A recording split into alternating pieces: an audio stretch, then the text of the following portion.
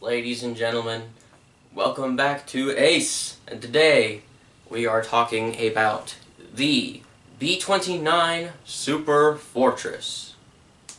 And if you don't know what that is, maybe this will jog your memory.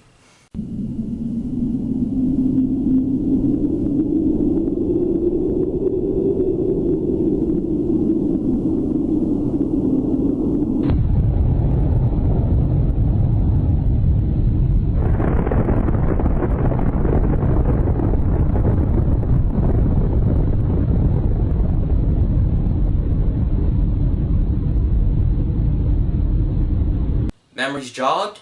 Okay, let's get on with the video. The B-29 was created in 1940 by Boeing. It was one of the most technologically advanced airplanes of World War II. The B-29 had many features, including guns that could be fired by remote control, 2 crew areas fore and aft that were pressurized and connected by a long tube over the bomb bays, allowing crew members to crawl between them.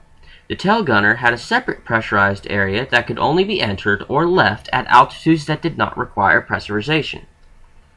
The B-29 was also the world's heaviest production plane because of increases in range, bomb load, and defensive requirements. The earliest B-29s were built before testing was finished, so the Army established modification centers where last-minute changes could be made without slowing expanding assembly lines. B-29s were primarily used in the Pacific Theater during World War II. As many as 1,000 Super Fortresses at a time bombed Tokyo, destroying large parts of the city. Finally, on August 6, 1945, the B-29 Enola Gay dropped the world's first atomic bomb on Hiroshima, Japan.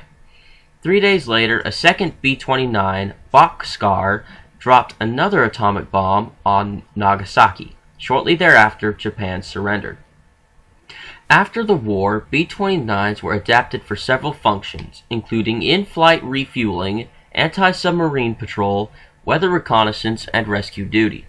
The B-29 saw military service again in Korea between 1950 and 1953, battling new adversaries, such as jet fighters and electronic weapons. The last B-29 in squadron use retired from service in 1960. You know, I don't know why they did this, but the Soviets copied the B-29. They called it a Tupolev Tu-4. I mean, they just copied us.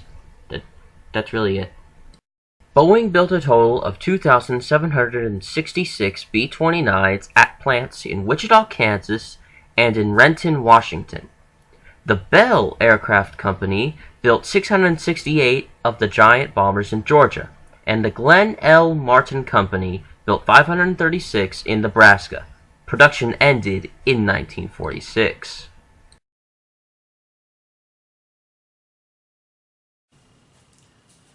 And that was the B-29.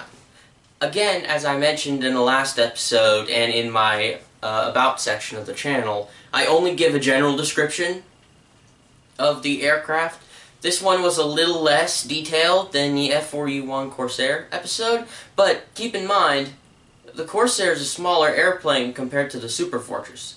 The Super Fortress is this massive bomber with these massive wings and lots of weaponry on it. There's so many details that it has that it would honestly take me forever to research a fully detailed video that was even close to the level of detail that I did for the Corsair. And for the Corsair, I didn't even do that much detail anyway.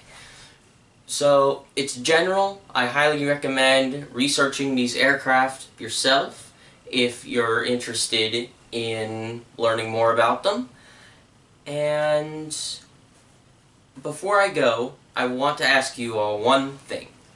Comment down below an aircraft you want to see in Ace. That's right, I'm leaving the decision for the next episode up to my subscribers. I know I only have like 15, 16 of you guys, but, you know, I want to leave this to you guys. So that way I want you to choose the aircraft that's on ACE. And if I like it, I'll do a video on it. So, yeah, that's it.